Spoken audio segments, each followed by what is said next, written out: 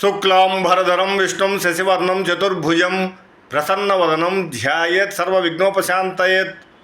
గురు బ్రహ్మ గురు విష్ణు గురుదేవో మహేశ్వర గురు సాక్షాత్ పరం బ్రహ్మ తస్మై శ్రీ గురవే నమః. నారాయణం నమస్కృత్య నరం చైవ నరోత్తమం దేవీం సరస్వతీం వ్యాసం తతో జయముదీరయేత్. హరి ఓం. పరమేశ్వర స్వరూపమైన సభకు నమస్కారం. ఈ రోజు నుంచి మనం పంచమ వేదమైన మహాభారతాన్ని ప్రవచనం చేసుకుందాం. మహాభారతము పంచమ వేదం. వేదాలు 4 అయితే ఇది 5వ వేదం.